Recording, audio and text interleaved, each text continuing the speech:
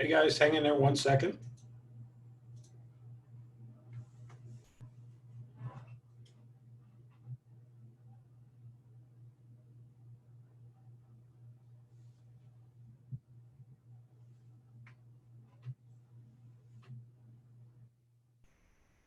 There you go. There. How are you, Steve?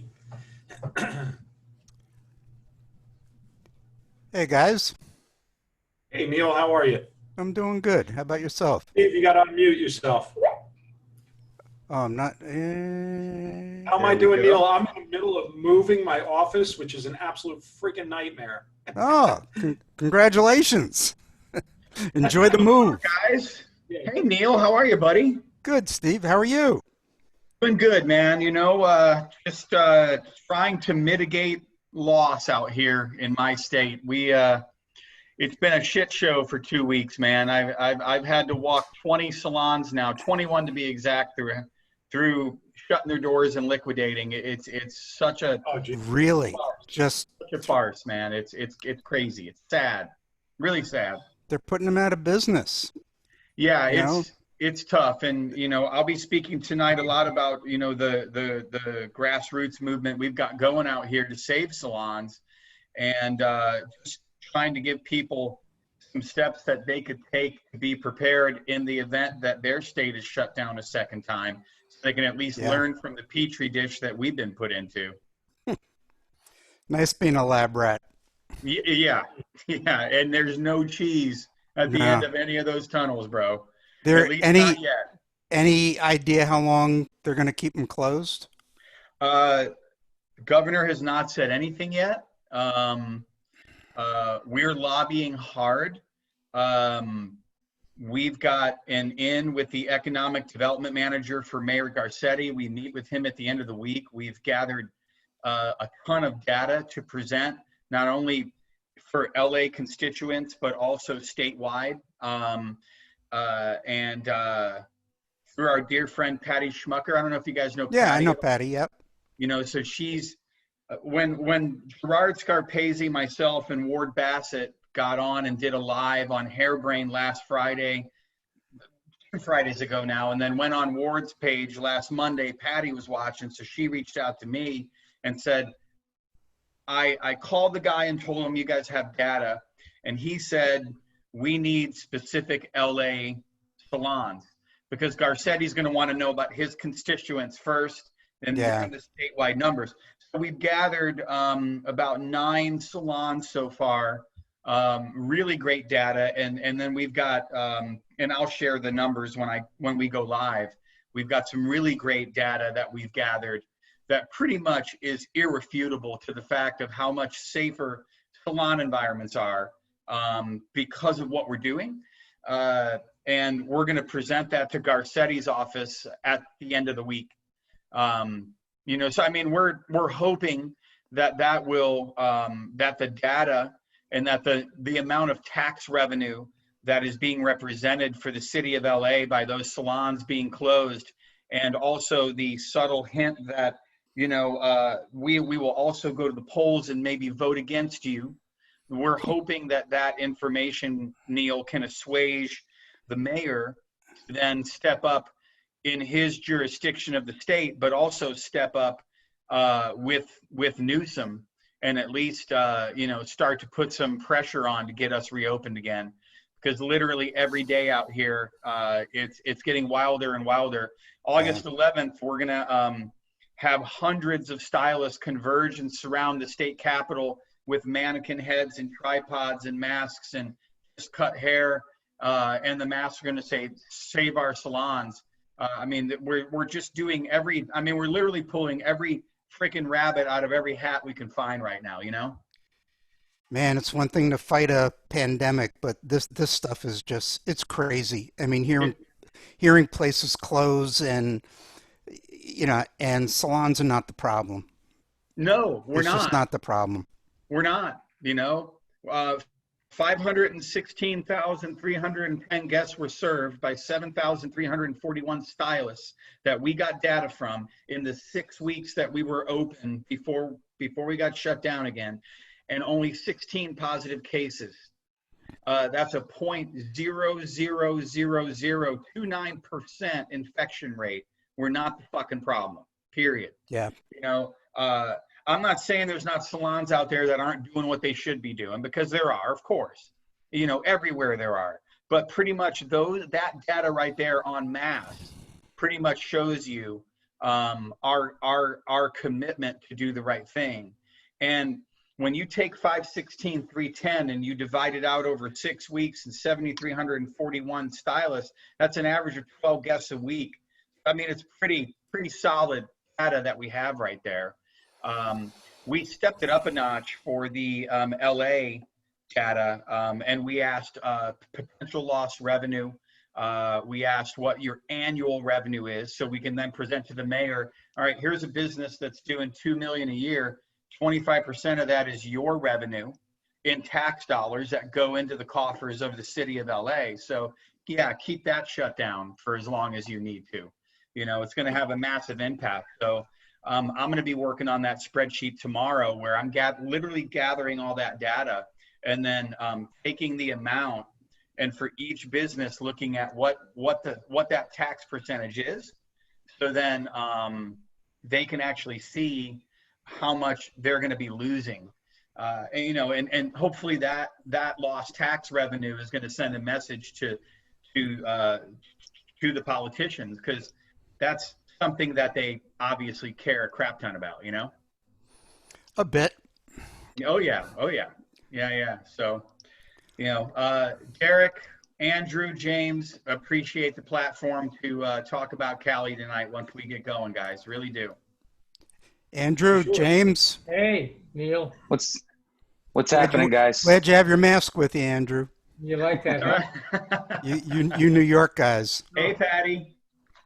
My son, hey, Steve, my son has a Pilates studio out in LA, opened one day, and then they shut him down again. Well, and here's the funny thing. We still have counties that never got to reopen in the state. Yeah.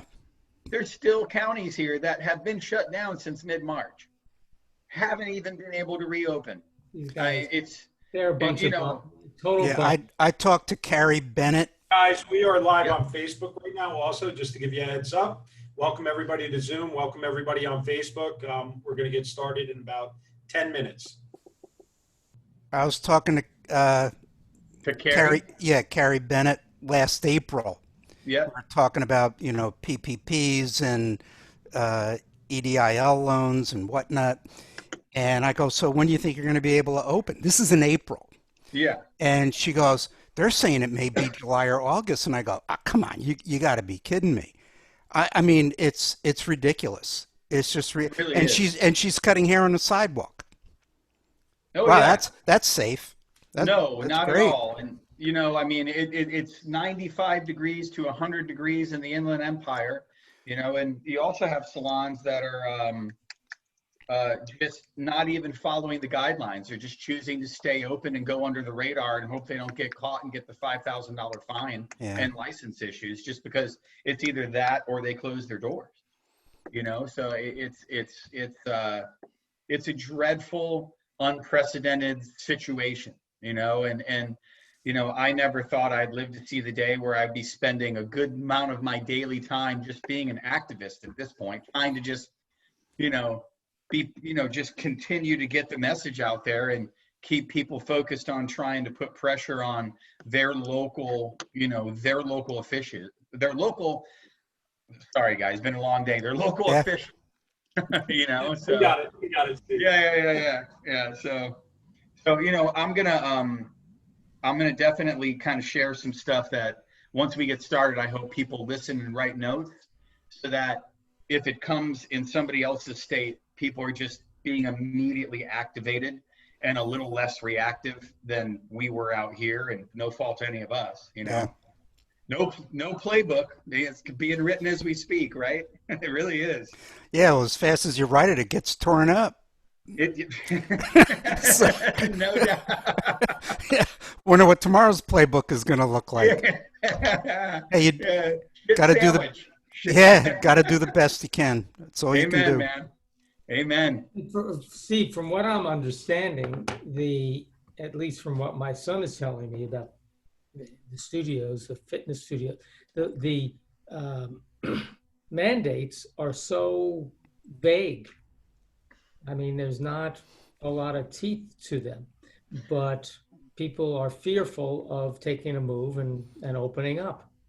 Well, when the memorandum was written, when he announced the second shutdown, and look, I'm not going to bash anybody here because I don't think any of us would like to be in any of these governors' shoes. And if you think about it, even if you look at Newsom, he's trying to, it's not like he's trying to make his choices just for the beauty industry. How many industries are lobbying him? How many industries are putting pressure on him? And that goes for every state in the union, right? So when you think about it that way, it really comes back to what is our state board there to do, if not just enforce regulation. So we've been hammering them with emails. We got all their emails, sent it out to all the stylists, just bombing their emails, because the board needs to do more than just enforce regulation. And I think there needs to be wholesale transformation to what state boards are required to do. They need to activate for us. Here in our state, in California, only 2 people that sit on the board actually are in the industry. So the other 3 are appointed by the governor. And nobody really knew who the heck they were until the second shutdown. And out of desperation, people are trying to figure out, well, who are these people? And what are they actually doing for us? And why don't we see them on social media? Why aren't they out there lobbying for us? Why aren't they speaking on our behalf? What are they doing? So there was a grassroots movement to, let us work outside. So 1 week later, Newsom comes out and says, yeah, let's work outside. But when the memorandum hit, it was, frankly, all of us out here felt an insult to the profession. You can cut hair outside, but you can't do color outside. But then you're going to get a conditional use permit. Depending on your city, that's $1,000 to $1,100. And then you got to check with your liability insurance to see if that's even going to cover you if anything happens out there. Buy a tent, or a tarp to put up, and spend money there. So, and it's 95 degrees, and what if a freaking bee comes and stings somebody in the middle of something? I mean, there's just hey, easy with the bees. Possibly go easy wrong with this. with the bees, Gomez. All right, easy with the bees, buddy. So it's when that memorandum, and the funny thing about that memorandum, Andrew, was that there was literally no mention at all of nail technicians, estheticians, or massage therapists. They were just completely left hanging out to dry. Mm-hmm. And that was, just horrific, and all of them feel not only disenfranchised and pissed off about it, but, it's just not fair. It's like, if you're going to make a wholesale choice about an industry, you need to have respect for who's in that industry. There's 600,000 salon and spa professionals in this state of California, 600,000 out here, so you want to know how much in billions of dollars of revenue that is generated, show a little respect. I get the wild, wild west out here, no governor felt that or has ever dealt with what they're dealing with. So I can have some longitude and latitude and respect for it, but be a little bit more mindful of the industry you're going to impose, regulation on, and think about everybody, so it's just been an interesting ride. So, Derek, I'll kind of reiterate some of the stats and some of the things when we get started again. I know we're kind of just organically kind of cruising into it, but when you're ready to launch, you let me know, and I can definitely lay. You're going to be exhausted by that. You're going to be exhausted by the time we start. We'll wait what, 5 more minutes. Steve, we'll wait 5 more minutes just to get everything Yeah. Thank you, Neil. That's why I've got water. Usually I got a beer or a glass of wine for these gigs, on BBR, but not tonight. Not when you have to do numbers. Yeah, no. Hey, I'm even keeping it clean. Schweppes Fizz water. Hi, Christine. So, guys, I want to introduce Christine.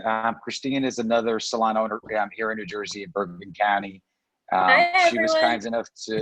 Oh my God.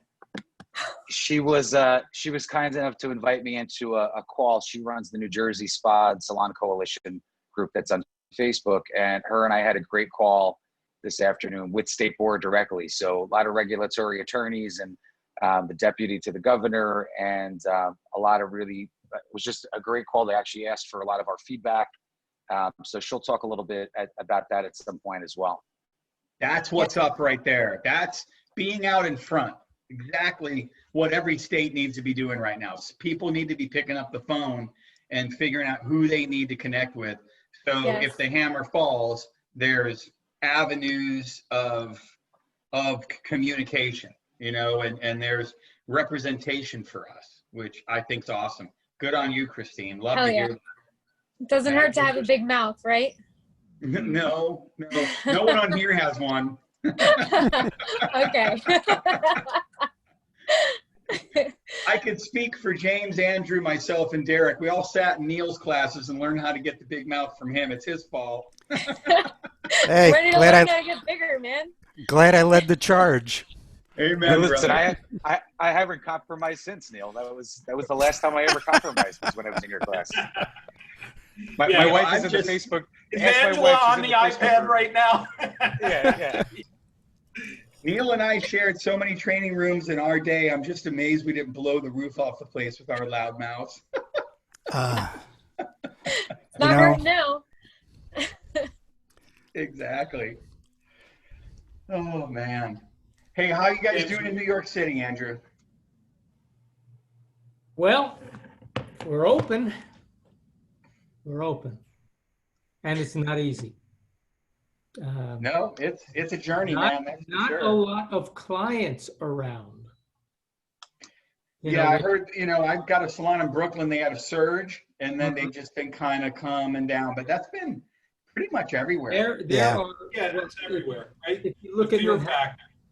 there's a lot of, offices are closed, stores are closed, so salons are open, but where do you get your clients?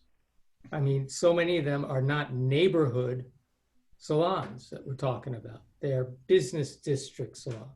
So while people will come, and they have come, and it's typical, like what we're finding, there was an initial surge of business, and then Yep.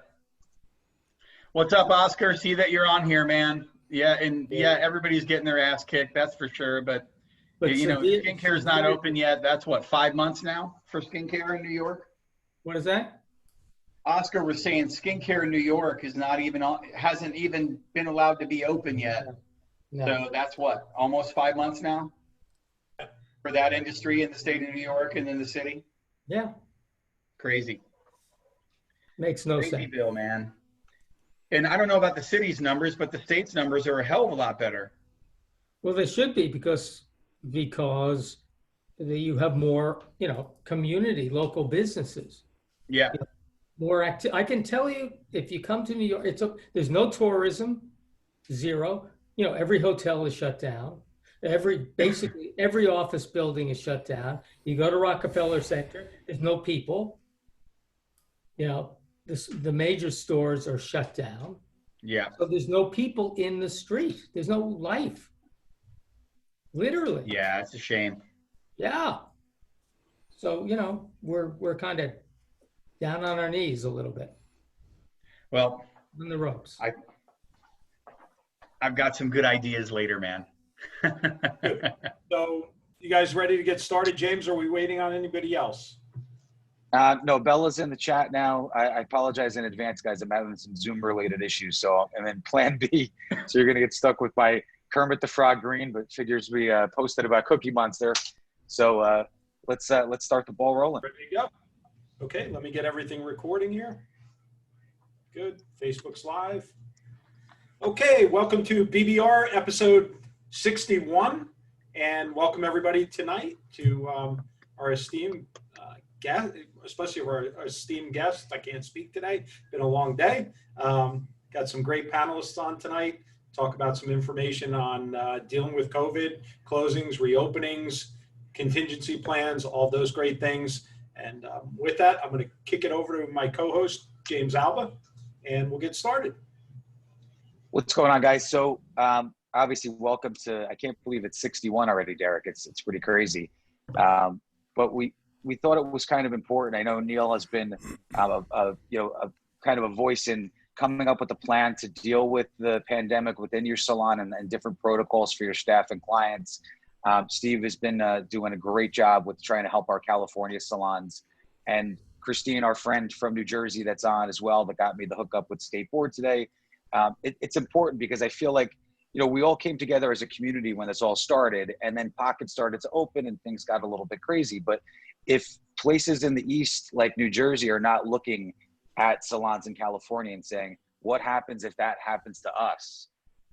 We better start to look at it, because, man, I have a ton of friends out in Cali, and I don't even know how to help them. I mean, I can't even send them back bar or anything. They can't even operate. So I just thought it was important. So Steve, if you want to kick it off a little bit and talk about some of your Cali, your big number things, and then Neil, you can chime in between. And Christine, obviously, I'd love you to kind of talk about some of the things we talked about with State Board today.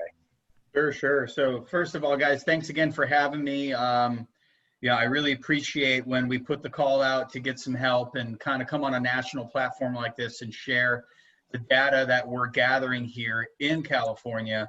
I appreciate you guys just being so quick to be a yes. Help doesn't have to just happen within this state. I think that the more data that we can gather industry-wide and have a macro view, then we can bring it to our state, and then we can bring it to local sectors. The more that we can continue to impress upon politicians that we are, the industry that we are and the size that we are, and that we make the impact that we do, I think, the more the merrier. So, everybody out there knows 2.5, this is the third week now of the second shutdown here in California.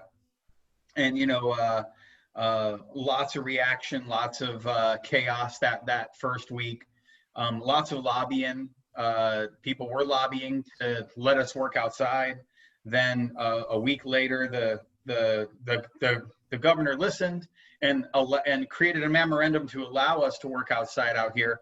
However, the memorandum was very specific to only being able to do haircuts and not being able to do color, any treatments. There was no mention of skincare. There was no mention of nails. There was no mention of massage. And, who would want to do any of those services in the middle of the summer when it's 95 degrees out anyways? It was beyond the pale of what any of us were really expecting to hear. And that really fueled a campaign 2 weeks ago when that was launched to really save our salons. And that's been the hashtag. If you're following anybody in California, you're going to see Save Our Salons. And there's been a tremendous amount of activism from all over the state. As a business coach myself, I work with salons all over the US and Canada. I've got about 4 or 5 here that I coach in this state. I also have a strategic partnership with Bassett Salon Solutions. Those of you might know Ward Bassett. He owns a distributorship out here, and he's in 8 states, California obviously being his largest. So Ward and I kind of gathered together, and we started to compile data, and we just put the word out on social media. We brought in Gerard Scarpese from Hairbrained, and we went live on Gerard's platform. We went live on Ward's platform and just asked people to send us data. And the response was massive.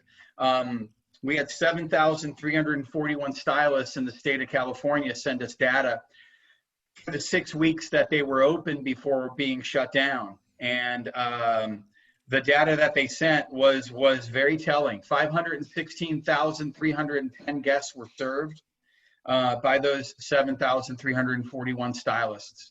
Only 16 positive cases of COVID-19. That is a 0.00029% infection rate. So I think it's important for all of you to think about that for a moment. That is irrefutable evidence that our industry is doing the right thing. And I'm not here to say there's not salons out there that aren't doing the right thing, because there's always going to be. But that data right there clearly shows us that we are doing everything right to maintain our businesses, to take care of the health and well-being of our guests and our teams, and to stay in business and to battle this thing. And I think that, everybody was like, okay, what do we got to do to get reopened the first time? And, we're going to follow and we're going to do this and that. And everybody pretty much did it, but this second time around,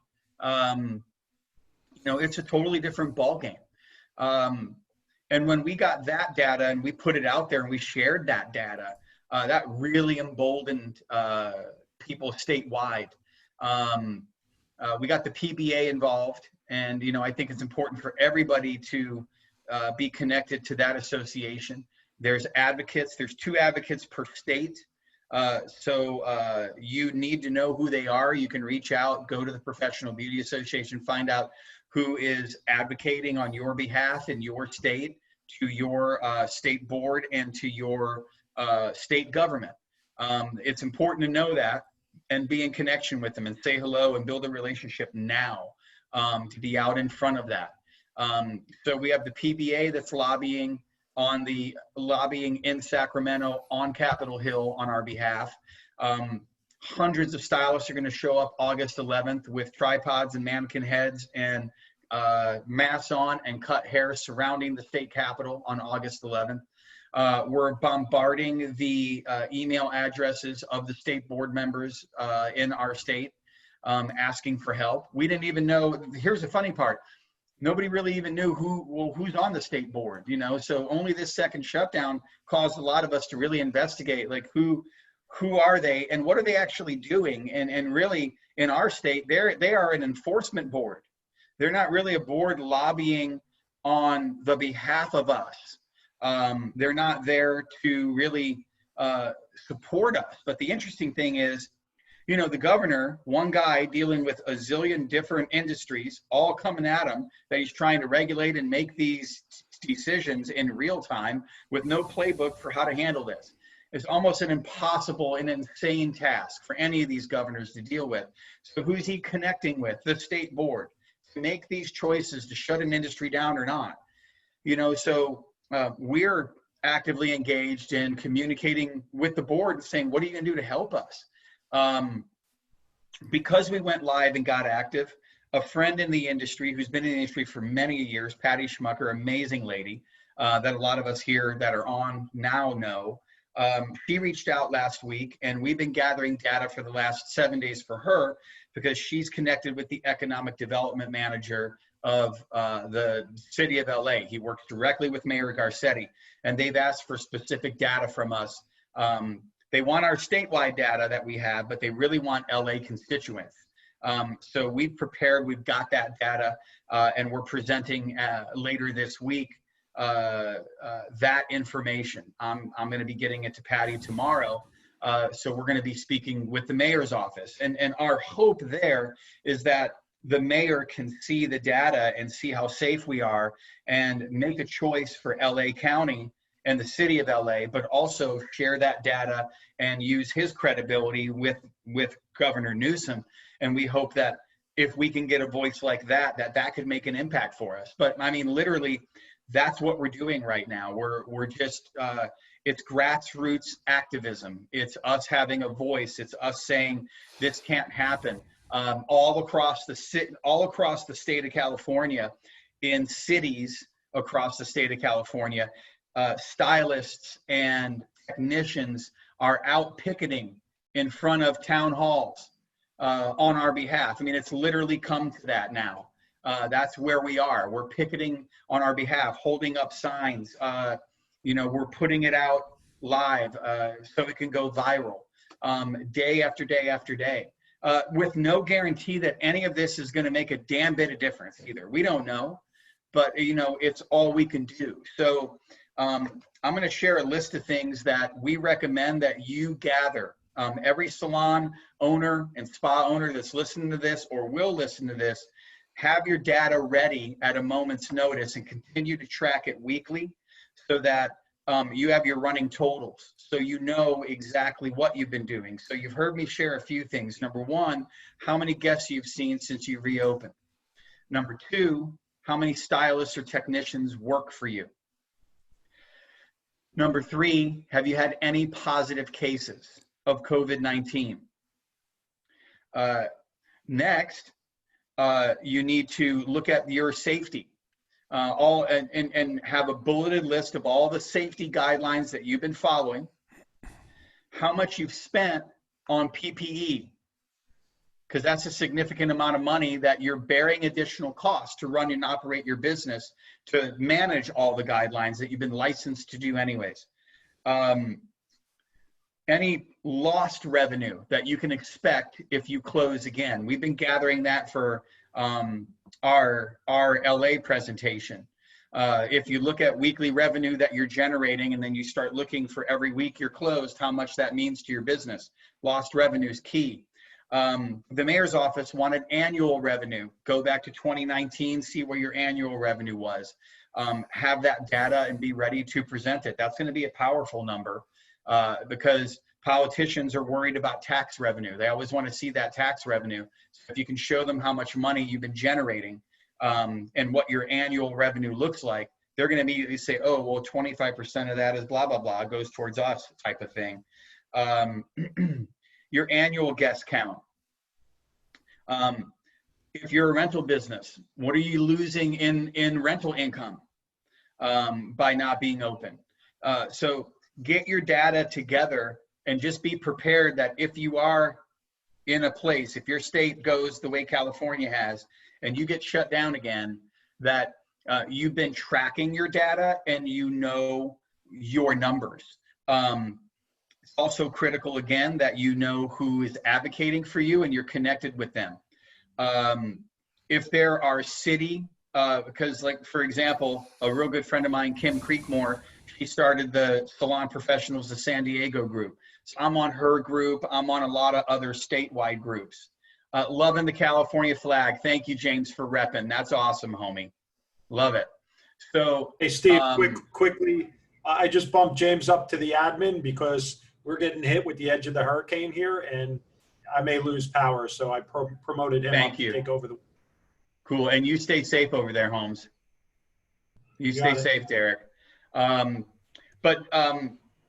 You should begin to seek out on social media any industry-related group that's in your state, any industry-related group that is in a specific city in your state, and you should join them so that is another layer of gathering information, networking, connecting with other people in your community. There was a group of stylists that started a website on behalf of California stylists and technicians to lobby for us, on behalf of us. So just consider those types of things are going to be important for you. What are the distributors that are in your state? Are you connected to them? Do you know all of them? Even if you don't use all of them, do you know them? Are you following them? Are you staying connected to them and finding out, are they being active or passive in this? Like my good friend Ward's been super active, and he's just out there, really working on behalf of salons and spas to keep them open, because he and I are literally talking to so many. I mentioned before we went live, we've had 21 salons close since the second shutdown, and 13 of them were doing over 1.5 million a year in revenue, everyone. So I really want you to think about that. It's horrifying. It's sad. The level of despair on the other end of that line, it hurts. It's a gut punch when you're in those dialogues. And that's happening left and right here. Your manufacturers, reach out to them, and what are they going to do? And how are they going to lend their voice and their might to serve you and in your state? We need to put pressure on everybody to step up. Nobody should be silent right now. Those that are passive and that aren't stepping up on behalf of this state, shame on you, my opinion. Shame on you, because there's only so much longer. I mean, how much longer can salons go, at this rate? We're all hoping and waiting for PPP money to come again and more loans to kick down. But, Capitol Hill's fighting that battle, and who knows when that's going to happen. So, Steve, along those lines, may I make a Uh-huh. suggestion? I don't know if one of us wants to grab it, or James, you might want to take it over. Let's get a list of some thought leaders in each state. I mean, we have 14,000 salons on here. That's a big voice. It's not the Yes, whole it country, is. but 14,000 salons is a big voice. Let's get a list of those core leaders in each state, and let's all of us on this group help each other and go to those core leaders, and let's put a voice behind them. I got to be honest with you Absolutely. that, and I know Christina will get to kind of mention that later. I really did not expect the call with State Board to be so amicable. And at some point they came back to us and they had asked us some things about, what if we had to go to outdoor services and things. And I know we were the only two on video. I think all the attorneys and all the regulatory guys were just on their phones. So we're looking at each other and it's sort of like, what? You waited till now to ask salon owners that actually care? You waited until now. The executive order had been drafted in its second revision besides the closure. And I'm happy they asked. It was nice that they had asked for our commentary on it, but I think that's what it is. Nobody asked them either, right? So I think the fact that Christine sent that nice message over with a very well put together, detailed list of things that people had been asking in her Facebook group, that, don't shy away from that. Just because whether you're a 4-chair salon that actually cares or you're a 100 location salon that actually cares, show them you care and ask the questions. They have to listen to you at some point. We are such a revenue driver for the economy. We buy lunch, we have to get gas, we do, we lease cars, we are a force. And I think sometimes we forget about that too, because we lost a little bit of that respect somewhere along the line. And I just don't know why.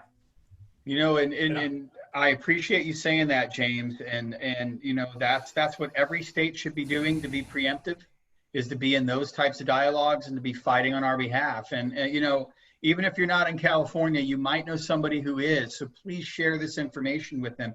Even if you're not in California, please go on social media and share how many clients you've seen since you've reopened, how many people work in your business, and how many cases you've had, and tag us, tag at Gavin Newsom, California, save our salons, reopen California, help us, please. It's not just us. We need to let these people know that on a national scale, numbers, infection rates rising or not, on a national scale, what we're doing as licensed professionals matters. 1,600 hours matters.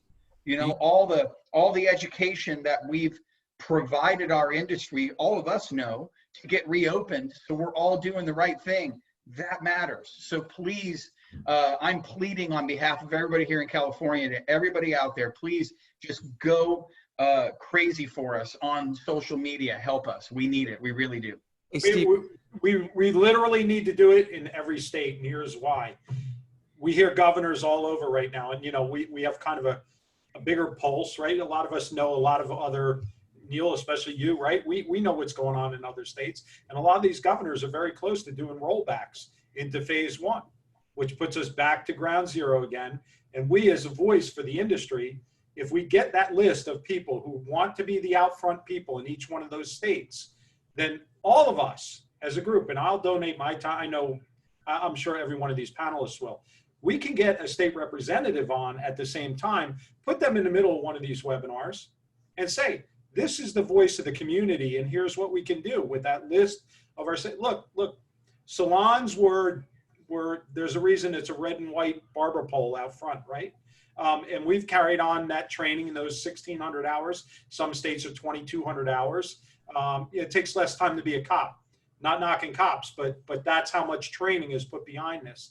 And we need to step up as a voice for each one of these states right now, especially California.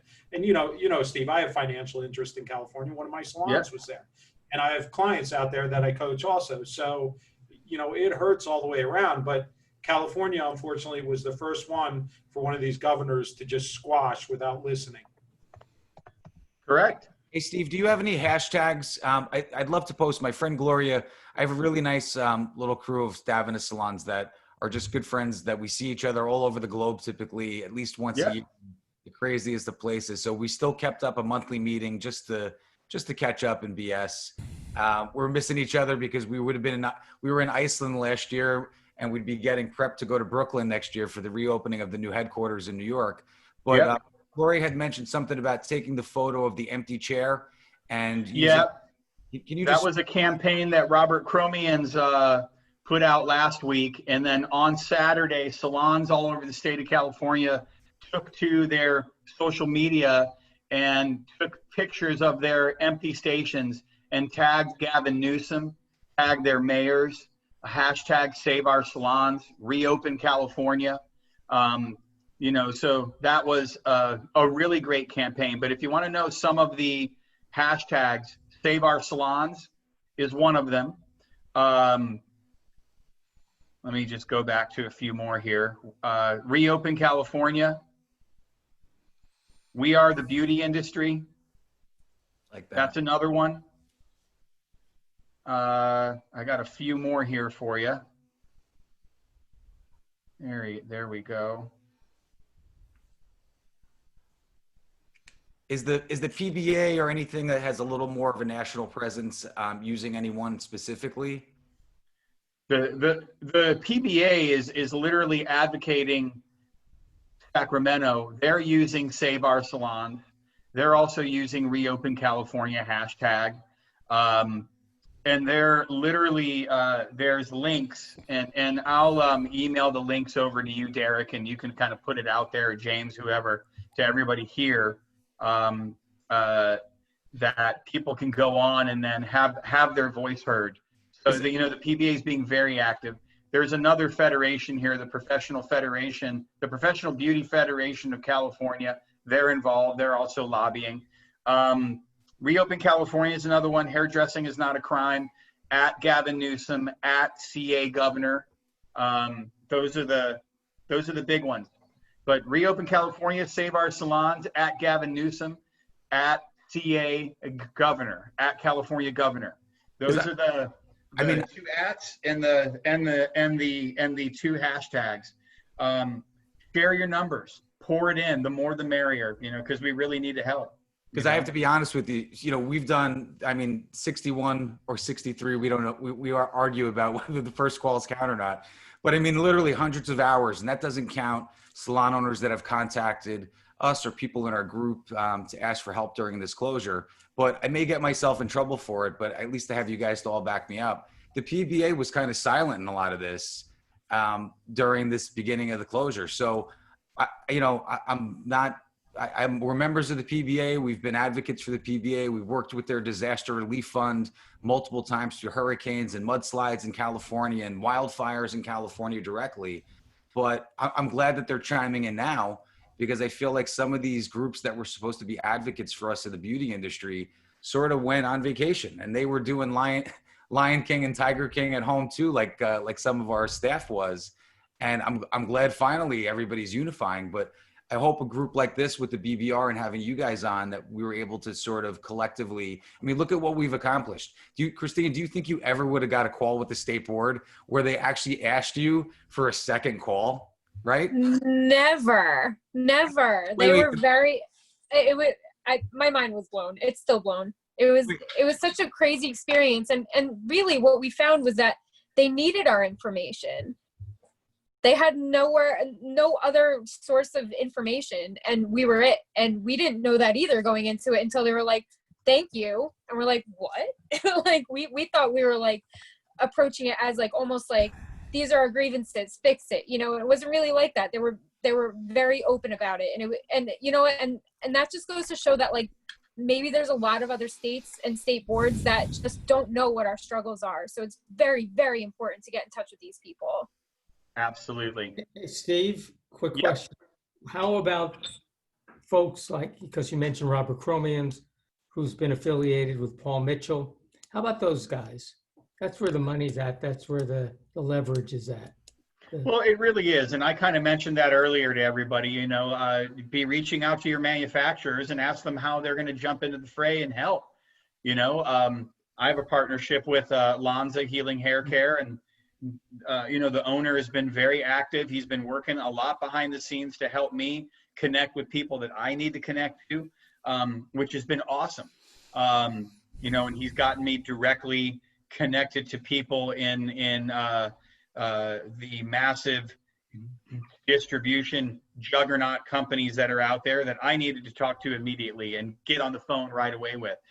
So I think those companies have an obligation to serve the industry and to serve, especially when the industry in a particular state like ours is getting kicked in the teeth right now,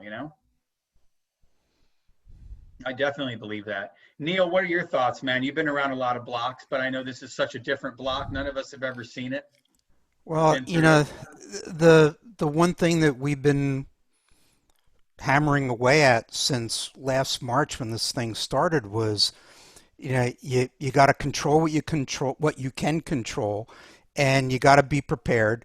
I'll never stop saying you need to have a handle on your numbers. Yep. But when the business is shut down, at least through the spring, we had very active PPP money, the EDIL loans. I mean, a $10,000 grant, fine. If you had PPP, you got to give it back anyway. But there isn't anything like that right now. The PPP money is those that got PPP money, and if you haven't, I think, when is it? August 8th, I think, is the last day you can apply for a PPP loan. But if you got your money and you got it in the last couple of months, if you're on the 24-week cycle, maybe you still have a little bit of cash left, but the cash is going to run out. So, and then there's this whole other piece where, if you're borrowing money, even if it's the EDIL loan, and you have a year without payments, if you're stuck operating at 25% or 50%, you can only go so far with that. You can't pay 100% of your bills operating at 50%.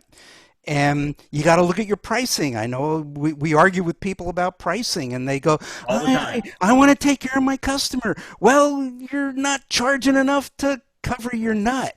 So, there's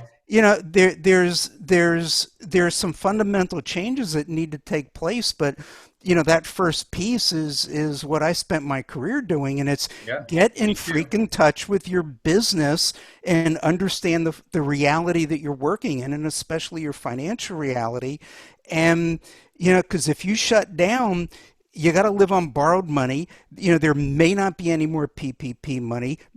Maybe they'll come up with something. What I heard is there may be, for the most severely impacted businesses, but who determines that? So, there's all that stuff. Oh, one other thing. If anyone did not get an EIDL loan, SBA is actively taking applications from small business. It takes literally 10 or 15 minutes if you're a slow typer to apply. And within 3 days, you'll get your $10,000 grant. If you had PPP, then put that money aside because it's not going to get forgiven. And then you'll see how much they give you. And it's a 30-year loan, 3.75%, no payments for a year. And even if you think you don't need it, get the freaking money because you don't know. You do not know what's going to happen. Neil, I have a client who's literally sitting on the money that she got, and we're just sitting on it and we're watching it.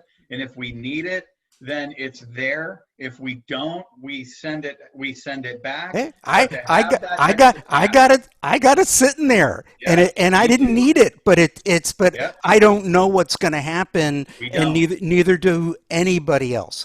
If there are shutdowns, you're going to need all the resources you can get. And for everybody that's worried that, let me see, for everybody that's worried that their business may go out of business and they have this loan that they're going to still have to repay, it is not personally guaranteed up to $150,000. That means if your business folds, the government needs it. Yeah, and it's guaranteed. They use the assets of the business as collateral. Take the assets. Exactly. Godspeed. Exactly. Here, I'll drop the chair off. Where do you want it? Yeah. expect the unexpected is something that, you know, for any of you that have been following my webinars, or you know, the amount of times I've been on here, I couldn't believe when I heard number 61, because I think I was number 2 or 3 the first time around. You know, that's like 30 pounds ago in, you know, quarantine life. But anyways, expecting the unexpected. You also need to be prepared in the event you have a second shutdown, everybody. Know exactly what you should be doing. Who's going to be springing into action to make calls to clients to inform them. Already have a scripted message ready to go out that all you got to do is click and send out to your email database, or send out through Ninja. Have it ready to go. Sorry, yeah. Gratuitous Salon Ninja plug, by the way. If you guys aren't, you're welcome. You know, come on now. You know, I got my boys' backs. It's all good, homies. You know, have those things scripted out and ready to go. Have people prepared on the team who know exactly what they should be doing when it happens. So people aren't in so it makes it less reactive, more proactive. Is it going to be reactive? Absolutely. But we need to be immediately proactive about it. We need to get out on social media and communicate to everybody. We need to send those emails out, have all those phone numbers ready, and know exactly the ones that are going to take you an hour and a half to get on, so you can fight for all of those bills to get relief again. Literally salons out here, it's what we were telling them, right? You know how you did that in the first shutdown? Do it again. Call your landlord, ask for rent relief immediately, see what they're going to do. You know, any bill that's on auto pay, take it off. Manage the cash yourself and make the phone calls to get immediate relief. Be ready for that again. Think about everything that you had to do in round 1, and did you save the information? If not, you know, go back and do it. Like my wife and I did that. We have Excel spreadsheets with all the information, all the phone numbers. You know, just be organized, you guys. Expect the unexpected. This coach over here has said, and I'm sure Neil can echo this, expect the worst and be happy if half of it happens. Prepare for that. Prepare and expect for the worst. Be happy if half of it happens. Rather be over prepared for it and ready, and happy that you don't have to do half the shit you thought you might have to. Yep. That's the way we should be approaching this right now. So because we just don't know what's going to happen. Case rates are still going up nationally. Doesn't seem like there's any end in sight. When you think about 4.6 million people infected, and there's over 350 million of us, you know, in the country, you know, it's obvious, and, you know, it's going to keep going, you know. So at a moment's notice, your state can drop the dime, and, you know, there you go, you got to close. So be ready, expect the unexpected, have that mindset, and, you know, be perfectly honest with yourself. If you were to shut down again tomorrow, can your business survive it? How much money do you have? How much liquidity, been a long day. How much liquidity do you have? How much cash flow do you have in the bank? And how many weeks would that be if you got no relief from your landlord or any other bills before you would be out of money? Well, and let that be the reason why you get that idle loan if you haven't. You know, we've sort of been chiming into that. We've been sort of doing the ant and the grasshopper since the beginning of this closure that happened for most places, you know, as early as March. And one of the reasons this call sort of came together was it was like the perfect storm, right? Which we're getting that on the East Coast at some point tomorrow. I don't know how bad it's going to be, Derek, down by you at the shore, but it's not much here. But, you know, Neil had posted his Monday morning wake up about having protocols. Steve's been all over some great things to try to help our California salons out. Christine and I messaged about State Board and wanting to have a conversation. And then my friend or one of our BBR members and a good friend of mine, Sasha, who's out in Massachusetts, had, and she's given me permission to talk about her situation on this, but she's actually on the Facebook group. I think she's probably going to chime in. You know, she had a receptionist. No offense to the receptionists that are young and have a good time and like to go out without masks, but the receptionist came in contact with a friend that became positive, and she was run through the ringer with Massachusetts in terms of what the CDC guidelines are. But I have to be honest with you, just like your state guidelines, Christine and I learned an interesting word today, concurrent jurisdiction. So basically, the heavy hitters. It was basically her and I and 5 attorneys on this call today. Basically means that you have to go to the worst case. So if the Fed says, you can have 50% capacity, if the county says you can have 35% capacity, and your local board of health says you can have 4% capacity, guess what? You're at 4%. That's just the way it's going to go. And that goes across anything to do with this pandemic, especially now. But there really was no guidance. And Massachusetts was the best one of all the states to release guidelines when this happened. They had pictures. They were really clear. New Jersey, it was like 26 pages of legalese that you had to comb through. They did a good job. But what's funny is they've changed the rules. So your state will go back to OSHA. OSHA will go back to CDC. And, even with OSHA, we're not protected in the salon industry because we're a hybrid. So we're not quite healthcare workers where we have that close proximity, where they expect doctors and nurses to come in contact with COVID. That's part of your job. Hey, as long as you don't have a fever, go into work. See you tomorrow. We're sort of on the other side, but it's a 24-hour hold. So if someone on staff that day comes in with a fever and has a positive case, okay, you have to close the salon. They would like you to respect the cleaning people and close for a few hours. This is CDC, so that they have a little bit of mitigated time between coming in contact, and then gut clean the whole place, whether you're ULV fogging, whether you're electrostatic cleaning, whatever you're doing. But basically, turn the UV lights on and fry the entire place inside so that you're ready to reopen. And you can reopen the very next day. And what's crazier is the CDC new updated guidelines. If you think you came in contact with COVID and you do the 14-day quarantine, okay, that's one thing.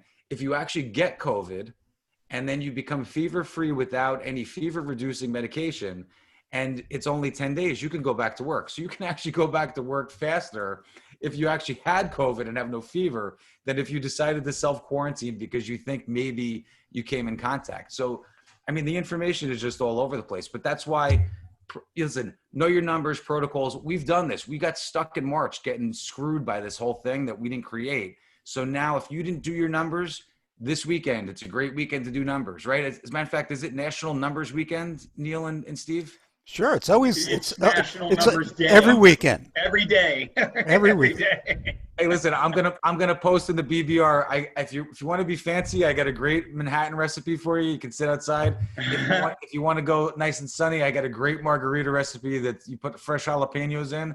Do your numbers. Have a couple of margaritas. Sit down and figure it out. Numbers always look better if you're drinking. Oh, they're great. Christine, Yeah. let me ask you, what are the state board, what are they going to do from the conversations you had with them in Jersey? What are they going to do? As far as what? You had a conversation with the state board. What were the specifics? What was talked about? What are they going to do based on what you and James shared? Like what's the movement from them? We talked about a lot of things. There were issues with licensure. There were issues with permits. Mostly, like, him and I were just like, we need full transparency on what to do if there's a patron that's infected, there's an employee that's infected, and they were still like, go back to the CDC. So there still isn't a lot of transparency. I feel like we need something that's industry specific because we're working in such a special type of scenario, right? Where it's like person to person contact. We're not in the medical field, but we do have medical grade sanitation laws. So it's kind of like this weird place, right? Yeah. We got a little bit of clarity there. I think a lot of it was also that, some of our regulations were a little stupid. So they told us that we couldn't double book, even though we were already respecting capacity. So we brought that to their attention. Like, why can't we double book if we're under capacity? It doesn't make any sense. Yeah. So there's some stuff that, they are working on. We have another one on the 17th of August that we can hopefully get a little bit of closure. I actually just received an email from them that was solidifying what we spoke about today that I can kind of run through if you'd like. Let's see if there's anything specific. I mean, the issues with the shop license renewal, we wanted to be sure that, salons weren't liable for that since, we have enough liability. We don't need that too. you know, we raised awareness about the amount of black market services that are going on that's injuring us. So a lot of it is little tiny bits and pieces that are injuring us financially and that are injuring our reputation, that we really wanted to solidify the regulation around that so that we aren't liable for things that we aren't even doing wrong. I mean, there's always going to be a couple of bad eggs in every industry, but as far as salons that are reputable, that are trying to do the right thing, we wanted to be totally protected and have complete transparency with what our laws are. They also said no walk-ins, which we were like, I mean, if you make an appointment a minute before your appointment that's no longer a walk-in? Like, I mean, we just wanted a little bit more clarity. And I think that they respected the fact that we found those things and that they're willing to adjust them. So we'll have a little bit more information as the month goes on, but we made some good headway today. How did you get in touch with them? Did you literally just go and research their website and find an email? Did you know somebody? And the reason why I'm asking what should be an obvious question or answer is everybody else that's listening to this in your state, you should be doing what Christine's doing. You should be doing it now. So please. Well, your first step is to get mad about it, because like until you're mad about it and until you're like, this is really affecting my life and the life of the people I employ and my friends, and you know, get mad about it and be tactful. But we went through the NJBIA outlet, which is a New Jersey Business Industry Association. So they do advocate for small businesses like ours. And when I requested integration of our industry within their advocacy, they were more than willing to take us on, because there really was no advocacy for our industry in New Jersey that I was able to find. And according to state board, they had like no other information from salon owners. So we kind of jumped the gun on that. So that was kind of cool. So I think, you know, like I said before, there's a chance that they just have no idea what your struggles are. And there's also going to be a chance that they don't want to hear you, but either way, they need to hear it. They have to. They do. Part of the challenge with the state boards is that they exist to regulate, not serve. And I'm not demeaning them, but they regulate. And if you can share with them, you know, what the issues are, what the problems are, it can help. And it can open up their eyes to, you know, to deliver more clarity, but they got to switch their mentality from regulate to serve. Yes. You know, and I think we as an industry have to, now more than ever, get our own backs, statewide and nationwide. And I think we must transform that moving forward, because you know what, we vote, our vote will matter, you know, and these governors and people that are on the boards, they need to realize how powerful of an industry we are and how powerful our voices are. So, you know, whatever state you're in, if you're watching this, you know, take a page out of Christine's book, take a page out of what we shared tonight about what we've been doing out here in California to activate, so that you know who you need to be in touch with, and, you know, to make that happen. Patty Mead asked a question, Christine, so I wanted to go to it. She asked, let me see if I can find it. Maybe it got cleared. There it is. When is New Jersey going to open state board testing again? That is unclear. They don't know. Got it. No. To But piggyback on tell them what they clarified for us, though, because I thought that was really important too, Christine. The permit. Yeah. So right now they were expiring permits, and the problem of that was that there are salons that are employing permitted employees, and then their permits lapsed and they expired, and they weren't offering like extended expiration dates. So now these salons are stuck paying employees 100% payroll when they are capable of bringing in revenue. So, you know, they were either losing their jobs, which is bringing us back to where we started. And I mean, a lot of salons, I'm sure you could all agree, need more employees right now. I mean, it's kind of a problem. So they're talking about extending their expiration dates until they're able to get them in. So if there are people that are permitted in New Jersey, as far as New Jersey is concerned, you're good. Salons won't be accruing any kind of fines for lapse of expiration dates, and neither will they with shop licensing. Awesome. Question. 516,310 guests. Okay? Yes. And I'm going to assume that 80% of those guests have an email address on somewhere on a software program in a salon. That's 500,000 people. How can we bring those people, attention to those people as to what is being done and how we need their help in bringing back the salon? Love that, Andrew. Great idea. And I'm now going to take it and run with it, with everybody out here that I've been working with. Let's get those same people that, because, you want to talk about an industry that can contact trace us, because we track it all, if we have software, so no, I love that idea. I absolutely love that idea. And I also think it's important to talk about tonight the, all the businesses that are listening that are open. Because, while you're not dealing with the severity, and knock on wood, and let's hope you don't deal with the severity of what's going on here in California, you're definitely going to, more than likely, you've hit your surge and you've seen you're cresting downward as far as that volume is concerned. The average ticket that was up in the 120s to 150 range is probably coming back down to earth a bit. You're probably seeing clients stretching out appointments a little bit longer, like we've been preaching is going to happen, and here it is. So I just want to share some data, some data from the front line.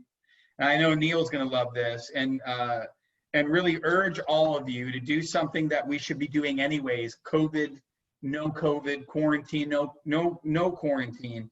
But it's literally doing the most simple thing that takes about 15 minutes at the beginning of your week. And that's pulling the list of your guests that are on your book for that week. Who are they? What are they coming in for? And how much is that? And then knowing what you know about your guests. So if Christine is my guest, what do I know about Christine? And what is the optimum service that she needs to get from me? What does she need from a service standpoint? She's coming in for a haircut and color, but knowing what I know about her hair type, this add-on will make a difference for her. And these two products will make a difference for her. And that will end up being great for her first. And then additionally for me, possibly an additional amount of cash flow for the business that's very needed. And then at the end of the week, you then add up how you did. So I actively coach over 21 salons nationwide right now on a monthly basis as a coach. And I've got all my salons that I'm coaching. Those of you that are new, we're just getting into this with me. But this is a precursor for where you're going with me. But I had one of my clients where she really crested and then hit that downward curve and really impacting her retail numbers. The service ticket was still there, but the retail was taking a dip. So I had her email me the list. Who's coming in next week? What are they coming in for? How much is it going to be? What's relevant that you can add on? And it's got to be relevant. We're not here just to sell something for the sake of doing that. Got to be a relevant treatment that's going to serve the look, health, and manageability. And then what products are also going to support that? So at the end of the week, she knew she had to send me how she did. So the accountability was in play. So here's what her and her team did.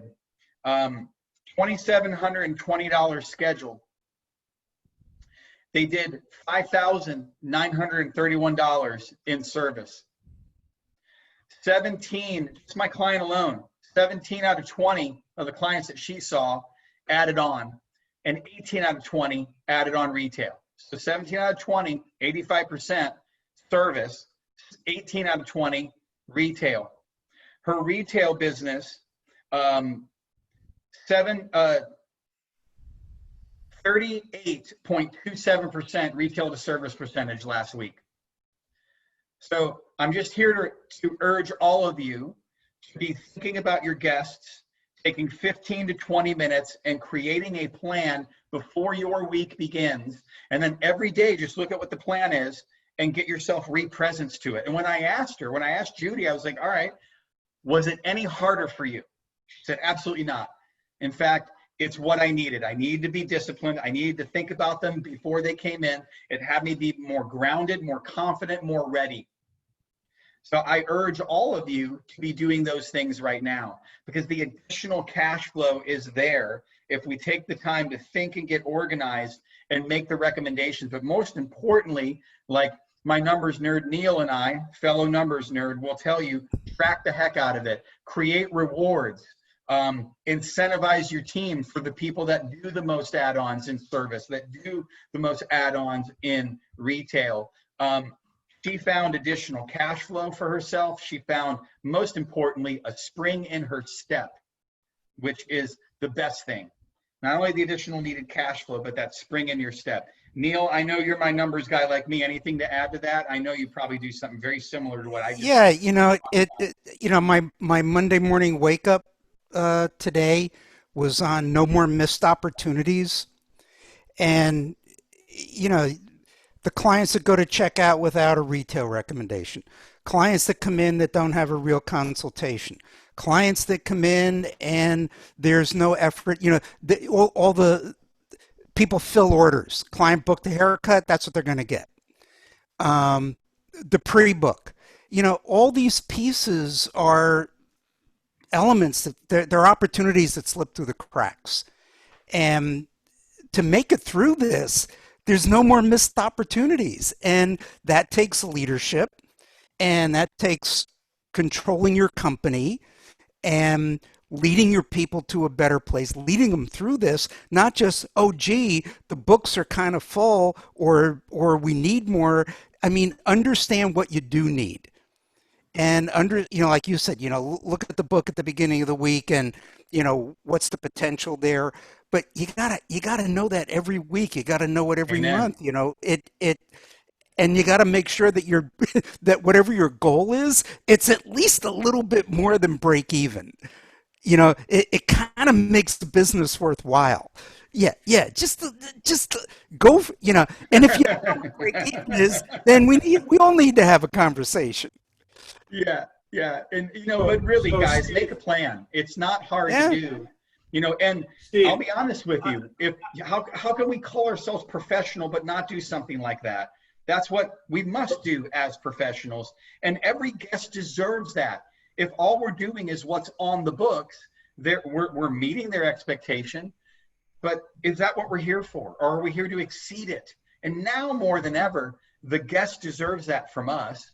And now more than ever, the bottom line of your business and your solvency deserves that from you and everybody on your team.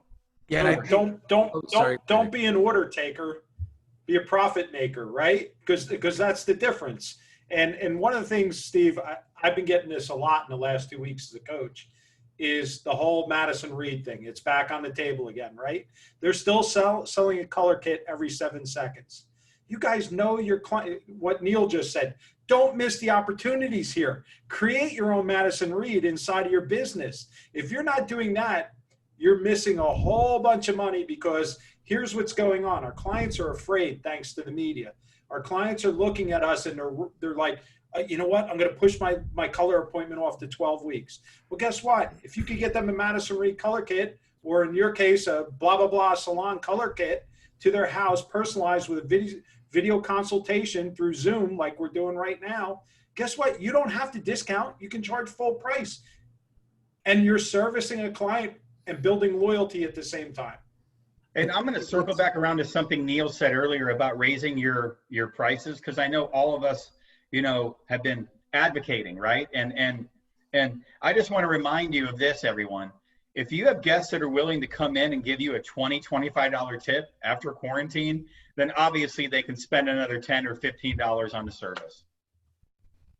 Yeah, I think what happened too with the reopening, and obviously, my salon friends are going to be different. I'm day to day in the salon, or team B or team A. I forget which one what I'm on, but the alternating days. It was a struggle to get back into the shop. Staff was off 3 or 4 months, depending on your state. The masks are absolutely brutal to have to wear all day. I spent a lot of time, with the exception of our call with Christine and I had, I was physically in the space all day long with the mask on, doing inventory and, basic owner buttoning up kind of nonsense. And it's really hard. So, it's disheartening too. So I think maybe one of these calls we should set up before we hit the back to school season. I mean, we're a salon that has mostly moms and one dad. But they, back to school is a whole issue. What does it look like for us in New Jersey with back to school? So the staff has got so many other things that they're thinking about that, as owners, we spent 4 months thinking about these things in New Jersey before we opened and hammering our numbers out. And, thanks to Salon Ninja and Steve and some of Neil's pep talks on Monday mornings, and Andrew's great insight from all his years in the business. And we've been so fortunate. But it kind of sucks. I mean, it's like really hard. You forget, like you get the Jersey thing, right? Everything is fingers and eyeballs and everything. And you got a mask on. So a client walks in and you sort of give them the nod, like and you go back and you're like, oh shit, I didn't realize. I didn't even really say hello to you. I gave you a nod. I have a mask on. You didn't realize I was saying hello to you. It's a little bit different. So I think that what we need to do at this point is embrace the fact that we're going to be stuck with this for a while. Even the better states like New Jersey has a spike because of craziness. So collectively, even with the outdoor, they had asked us a lot about what an outdoor service would look like on the New Jersey State Board today, which I thought was interesting. And then I thought back about it and I said, there's restaurants that have outside seating now that did a really cute job of plants and stuff and making it look like an experience. And there's other ones that suck. So maybe there should be something in a separate conversation about what does it look like for an outdoor salon? What services can you provide and still make them something of a service? They're not going to be great. Philip Wilson, I love you, Philip. I don't know if he's on the Zoom call, but he's on the Facebook. He's going to get this later. He's giving me a hard time with messaging through, but something like the Wilson method, right? Where he's using the double combs and the double brushes. It's a little funkier than your normal haircut. That would be a great outdoor haircut, in my opinion, But I definitely, before we wrap though, Sasha jumped on for a few minutes. Thank you so much. Just tell us, listen, Neil, you started that original thing 2 weeks ago about having a protocol. And while we should have a process in terms of retail, in terms of consultation and how that new normal, anybody has drinks, that's the drinking word, how that service looks. But so you have your numbers as an owner on one side, which is great. You have that middle side of what the service provider should be doing, but there's got to be some legalities. There's got to be some things that you need to make sure that you're protecting yourself on. And Sasha, Sasha's another one. She had great access to the CDC. She sent me tons of emails. They were actually responding back. And the problem is the only reason they did is because she had a positive case. If she thought she had a case, they probably wouldn't have given her the time of day. But Sasha, just jump on for a minute before we wrap. I just want your salon owner experience with that. Of course, my phone's ringing. So sorry. Okay. Hi. Yeah. So this whole thing's been crazy, but we came through it, which is wonderful. So as far as the CDC goes, by the only way I was able to get through to somebody directly, and I spoke to 3 people, was because my employee was positive. Had that not happened, I'm not sure that I would have gotten through to someone, because the amount of times that I called, it's like crickets. You just can't get through. Personal frustration of mine too, and I voiced this to them and to my town, was that they only work Monday through Friday. Things happen Saturday and Sunday and after hours in our world that we need answers for. So because I did have an employee that was positive, I was able to get in touch with like the liaison for the area. She then got in touch, gave me the contact information to her supervisor, who then gave me her supervisor. So I was able to get very solid information from 3 people, which was wonderful. That has then helped me in turn create a better protocol on how to handle this, because James and I talked about it. I'm sure there's lots of business owners in this industry that have had to deal with this, but I don't know anyone in my town, unless they're being really quiet about it, to have an employee that tests positive and is then, based on what CDC said, you have to like shut it down. That's what we did. Everyone got tested, everybody quarantined, everybody, we shut it down for 2 weeks. That was like a nightmare, but I tried to do it with grace, for the safety of everybody. But what I learned from CDC is every time they get new testing information, they change their rules and their regs. So what we might think is good on Monday could change on Wednesday. So my only suggestion is going to be, before you pull the trigger to make any decisions, one, be super cautious because it's always good to be. But two, if you can get in touch with someone, if you want the information, I'll share the information with the people that I have. I don't know if it's just for Massachusetts, the people that are working in Massachusetts or not, but if you can somehow get in touch with somebody directly to CDC to get the facts, before you make the decision about your business, it might save you some headaches and time. I just was super cautious because I felt like that was the right thing to do. But what they had explained to me was I could have gone about it very differently. And I'm okay with the decision I made because at the time, that is what I knew was the right thing to do. She told me I went above and beyond, which I'd rather go above and beyond. But money-wise, that was stressful. And it was stressful for my team and all of our clients. Sasha, I have the links directly to the CDC. So what I'll do is I'll comb through them and I'll post them. And the information wasn't so hard to decipher, which is interesting because I feel like most states are giving us these 50-page long panels of information that don't make any sense. But what was crazy was it was before Sasha had this issue, it was 2 negative tests to come back to work. Correct. Right? That was what everybody heard. I didn't make that up. It's been on TV. It was the whole thing. Well, now they changed that. It's only a negative test with no symptoms and you go back to work because they're saying that the virus can live in your nose for 90 days. 90 days. Correct. Right? So it's a whole different animal altogether. And that's, like I said, James, to be clear, so we had a lot of stuff we talked about tonight. Let's try and decipher this a little bit, right? To be clear, right now, the only requirement is shut down for a day, fog the place, sanitize it, whatever the case might be. We know that the data, there were 2 stylists that were infected. I don't know what state it was, but they serviced hundreds of clients and none of them got it because the 2 stylists were wearing masks. So for all you anti-maskers out there, put your damn mask on and protect everybody else if you don't want to protect yourself. Sorry, I am anti-government 100%, but put your damn mask on and have some respect for your fellow coworkers and fellow individuals, right? Amen. So, but if we do that and we sanitize a place, we don't have to sit in 14 days as Sasha did. And that's a big financial burden. Sasha, hats off to you for getting through that. Thank you. A couple of things that you could learn from me, I'm sure.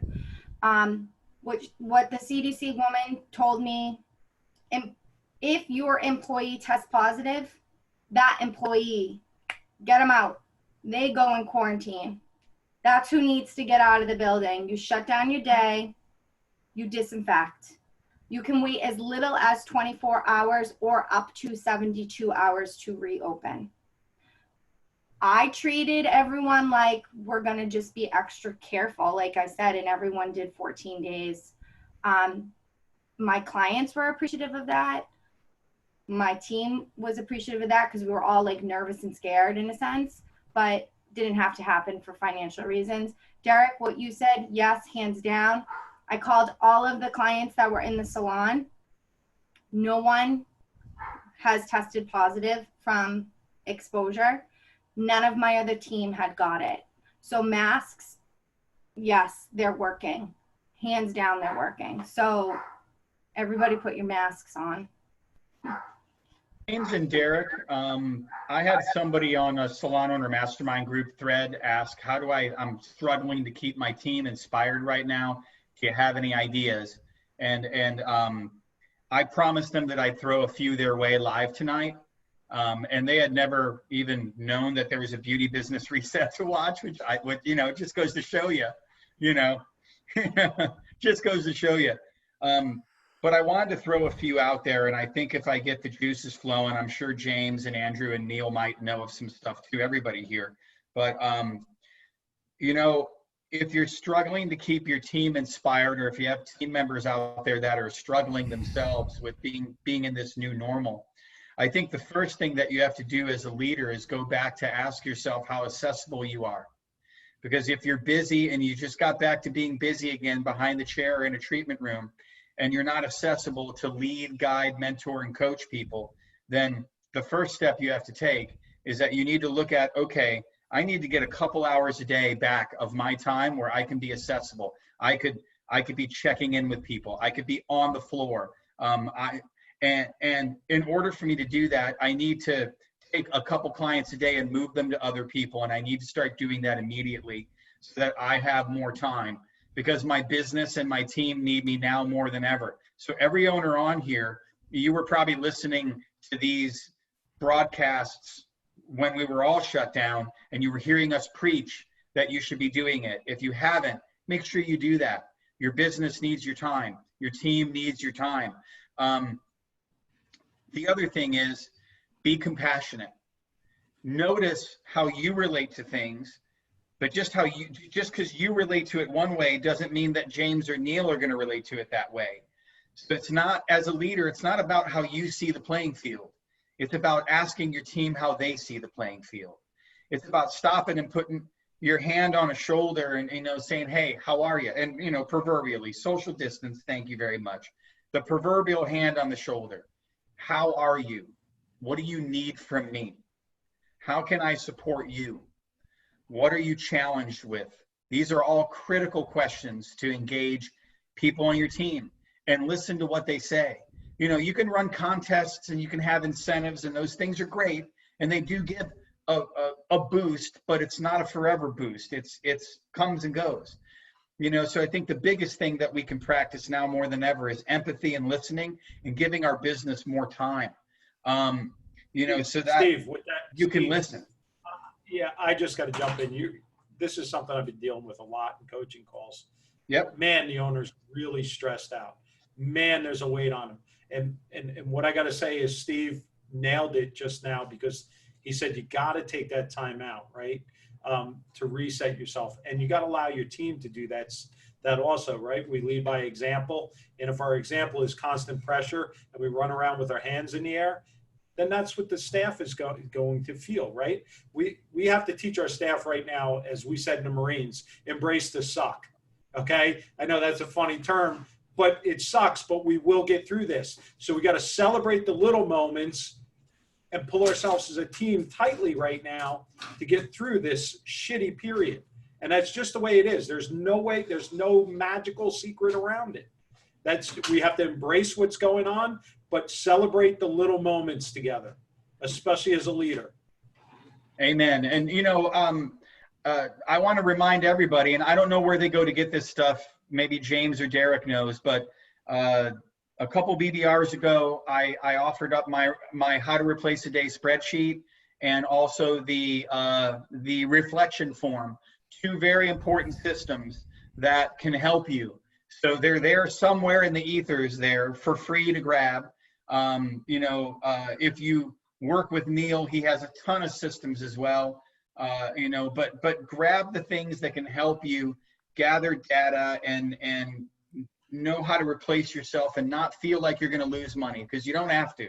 You're not going to lose money if you do it the right way. That is definitely not, that is a story in your head if you think if you work less, you lose cash. Your business will make more cash if you're working less, because you have more time to spend on it. Neil? Yeah, we call it information flow, and everybody on the team needs to understand what's going on, why it's going on. It doesn't take that long. I mean, call them daily huddles, call them whatever you want. I think the funniest line I ever wrote in all my years of doing this was, do you do quarterly performance reviews at least once a year? I'll wait for the laugh, and everybody goes, yeah, because everybody gets it, this industry and every other. But people need to know what's going on, otherwise they make assumptions or they make it up. This is a tough industry because it's labor intensive. It's a tough industry because clients are loyal to employees more than they are to the business. Yeah, it's a tough business to be in, but you gotta lead and you gotta control it. And it doesn't mean dictatorial. It just means you gotta be real and you gotta be compassionate. You gotta be balanced, but you gotta take care of yourself too. I mean, that's why I ride a bike. 70 years old and I'm still riding my bike. Yeah, you gotta take care of yourself. Amen, brother.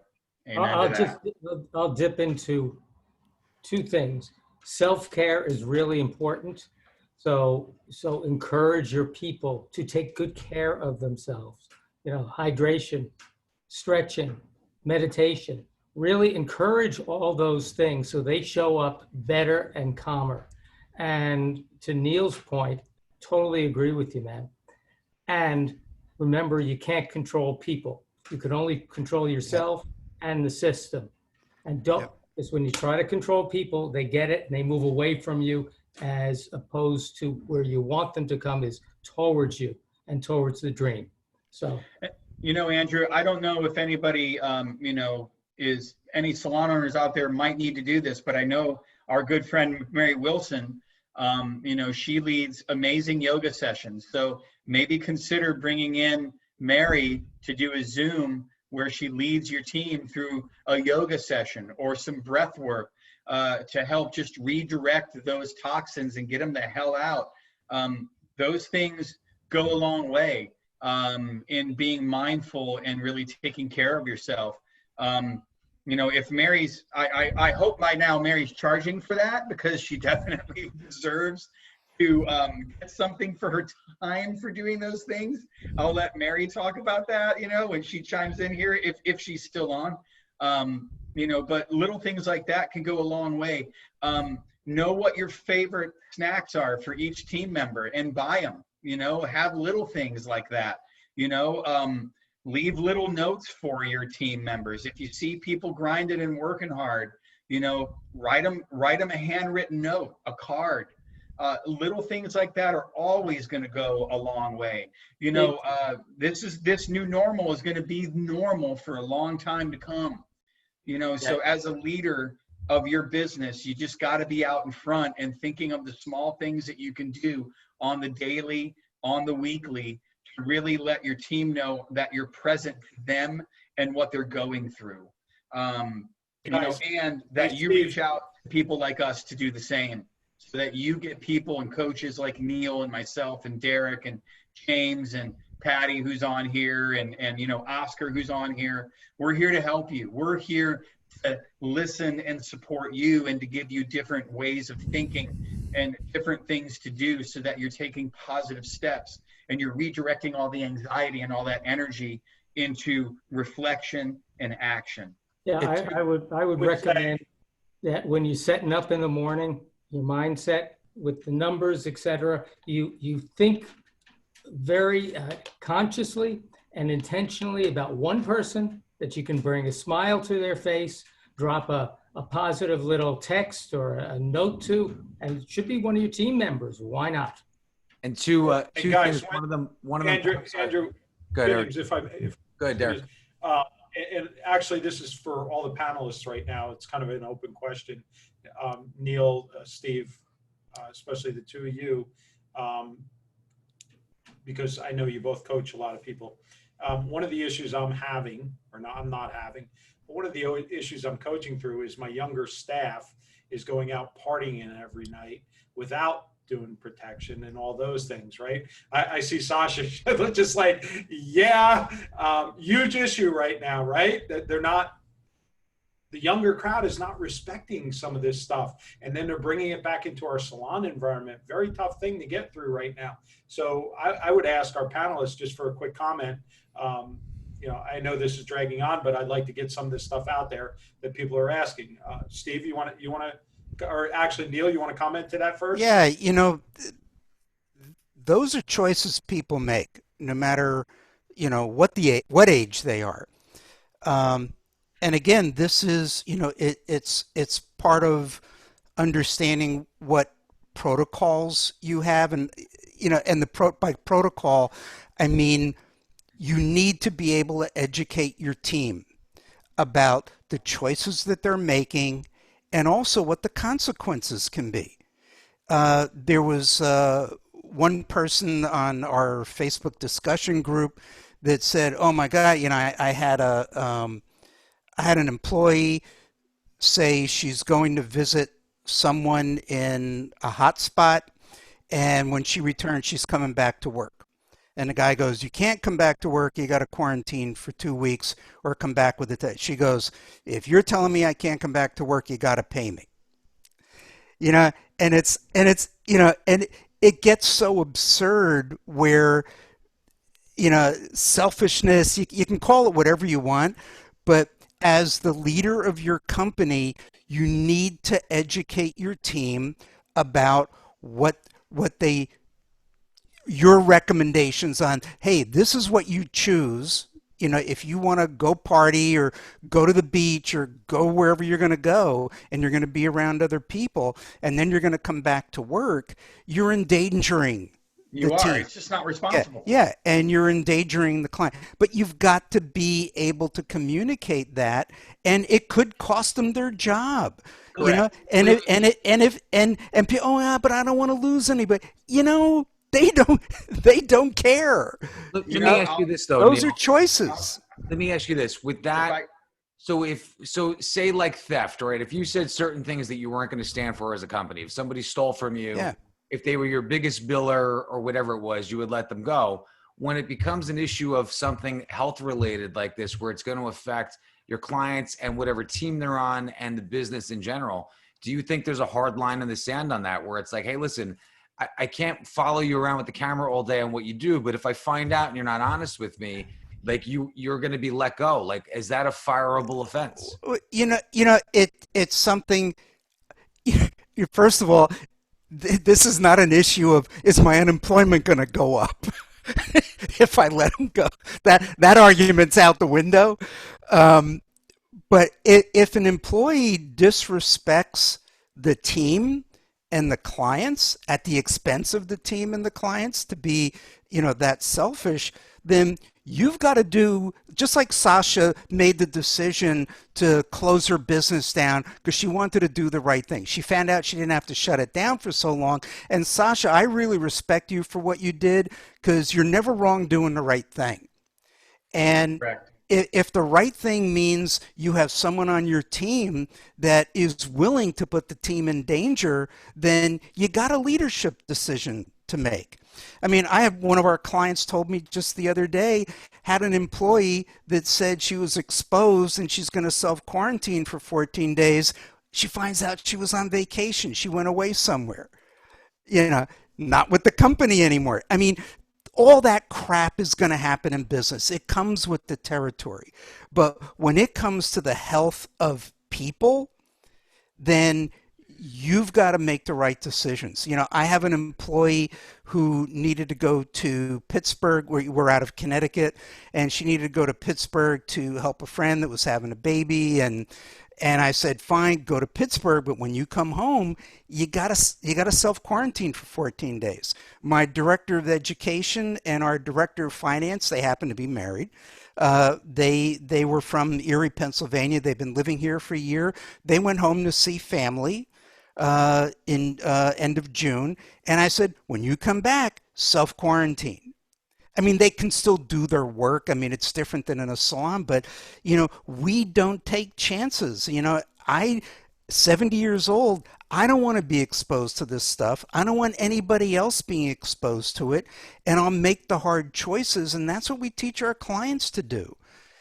I mean, if nobody respects others, the life of others, and the well-being and the health of others, then I don't want to be around them, and I don't want No, to, I don't want them around my team. You know, Neil, And I would say that I'm gonna you, echo. you don't I'm have gonna a echo. tribe or a team, right, Steve? We hear all these owners, I have a tribe, I have a team. You have neither if you're not Right. setting these types of rules. Correct. That Right. Neil And, just you know, spoke all of. I'm going to say, Derek, is this: if you have people that are unwilling to follow, you know, what common sense guidelines, and they're going to choose to endanger themselves and then arrogantly come back into the business, not knowing whether they have it or not, and now they're around other people. You have to ask yourself, are they the right person in your culture? Probably the answer to that is no. And it's time to move on from them. There's not a dollar worth a death, not one, at the end of the day. And that's not extreme when we have over 150,000 people that have died so far in 4 months. Because don't forget, April 1st, we were at 100 US deaths, April 1st.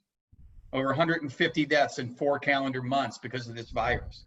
So, you know, as a leader, you can't be a dictator, you can't be a doormat either. You got to walk a fine line, and that comes with accountability and integrity for the type of culture that you're going to accept. And also think of the optics. And I would just explain to the person, you see 20 guests a week, and how many of them follow you on social media and are seeing your post of what you're doing on Saturday night, and how many of them are maybe not comfortable to want to come in and see you.